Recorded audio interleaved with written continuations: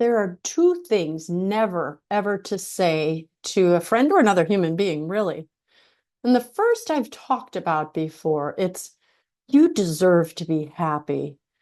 I mostly hear this with my clients whose spouses are cheating on them or in any way hurting them. And they say, move on. You deserve to be happy. I think I've said this on the video before, but I say, no, you don't. You deserve to burn in hell. You are a sinner saved by grace alone. So none of us here deserves to be happy. So we got to keep this in mind because there's so many things that we say to people that are not biblical, period. Jesus says, deny yourself. Denying yourself does not mean happy. It means denial. It means don't eat the food, don't go to the place, don't do the thing, right? But the second thing, because of course, denying yourself, picking up your cross, following him, right? That's totally the opposite of deserving to be happy. But the other one is follow your heart. That is one of the, I think so many of us have said that. You see this on Hallmark movies. You see this so many times. You hear people say this all the time. Follow your heart. That is one of Satan's biggest tricks. When your child is dating, you'll know in your heart if it's the right person. No, you really won't. Marriage is something you have to be able to say till death do us part. Go see if you're compatible. See if you guys enjoy each other's company. You never know what's going to happen later in your marriage. But if you know marriage is until death alone, you follow logic. Really, believe it or not. We're compatible. We do love each other. We laugh together. But I'm not going to follow my quote unquote heart logically.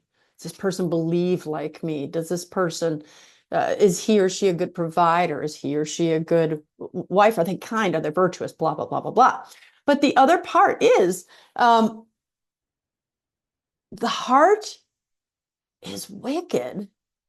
And that's what it says in the Bible. Go ahead and put my glasses back on here. Jeremiah 17, verses 9 and 10 says, and this is, the heart is deceitful above all things, above all things. It's deceitful and desperately wicked. I know you don't want to think that your heart is deceitful and wicked, but if you were left alone to your flesh, trust me, it would be. We have these boundaries on us, like our morals or the family things or people watching us. But ultimately, if we were left to do our own thing, most of us would do what was good for us and not what's good for everybody else. But anyway, I digress. Let me read the whole verse. The heart is deceitful above all things and desperately wicked. Who can know it? I, the Lord, search the heart. I test the mind, even to give every man according to his ways, according to the fruit of his doing. So the heart is wicked. And you should never, never, never tell someone to follow their heart. Their heart will only make good decisions if their conscience has been formed. If you told, I grew up in Milwaukee. Okay, so I got this Jeffrey Dahmer thing. It was very much a part of my young adulthood. I mean, that was engrossed everybody in Milwaukee. This horrible human being, what he did to other human beings. If you don't know, go look it up. He was a horrible, wretched human being, serial killer. And what he did with those people is incomprehensible. He followed his heart. His heart said it was okay. He rationalized. Sure, he might have ended up a sociopath. But when he eventually got into prison, he actually said he was kind of glad he was there because he knew if he was out, he would keep doing it. So he admitted that. He supposedly accepted Jesus in prison, but only God knows that, and I hope he did. But he followed his heart. He didn't follow logic.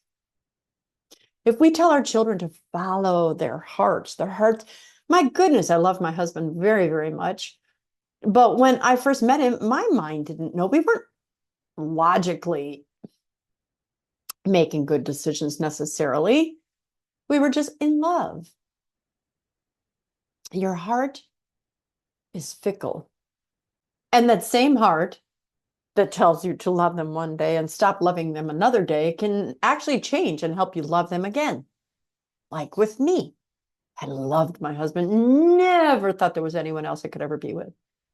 And then for a long stretch of our marriage, I hated him. And then after God gave us the grace and we worked through it, I love him again and I love him more. That's the heart. That's what the heart does. But if I would have stuck with logic the whole time, and I don't want those of you, thinkers here going, see, you're too romantic or you're always thinking, there is a place for the heart. The heart is filled with compassion. The heart should be filled with love, but always balance love and logic. The heart and the mind, they should be balanced. I'm saying this because I know that there are many people who are like, I'm logical and my spouse is not logical. I'm just trying to make sure I don't get any of those with this video. Well, you can have bad logic too. So don't get arrogant. Only because with the statistically men default to logic first and feelings second, and it's 66% of men, and 66% of women default to feelings first and logic second. So we both get arrogant because those of us that default to our compassion in our heart think those who think about with logic are too harsh. And those who think with logic look at those who think they're too soft because look, be logical. Well, again, your heart can have bad logic and your mind can have bad logic, but ultimately the mind gets trained by seeking information, by hearing input from other people, from going to God, from reading the Bible, to watching the saints, to purifying your mind and saying, Lord, I need to make the best decisions possible. Please grant me wisdom. You've got to ask for the gifts of the Spirit. You've got to ask for the fruit. You've got to ask for the virtues. I want temperance. I want wisdom. I want knowledge. And only then, when you have those things, can you make better decisions. So do not, quote unquote, follow your heart, and never say that to a person. Tell them, have you asked the Lord about that decision? Or, you might want to ponder this. Does that help? When have you followed your heart or you're like, probably shouldn't have?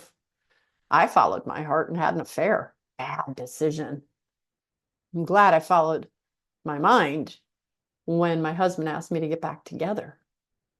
That was actually a logical decision because the feelings weren't there yet, but I knew logically that I needed to reconcile, that I needed to be in a state of grace and not a state of sin. And I had hoped that the feelings would come back, and they did.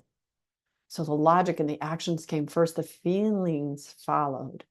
I'll do another video on that. I've done a video on that before, but it's time to do another one. I'm Dr. Christine Bacon. Thanks for watching this informational Bacon Bit. And as always, remember to live your life. You know what I'm going to say, right? Sunny side up.